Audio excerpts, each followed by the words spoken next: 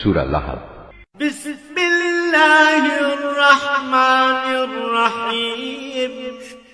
রহমান রহিম আল্লাহ তাআলার নামে। তাব্বাত ইয়াদা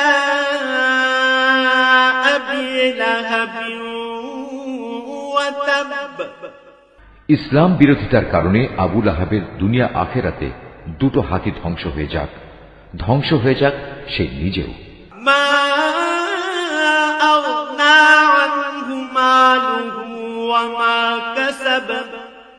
তার ধন সম্পদ ও আয় উপার্জন তার কোনো কাজে আসবে না। সায়াসলা নারান যাতা লাহাবিন ওয়া ইমরাআতুহু হাম্মালাতাল হাতাব।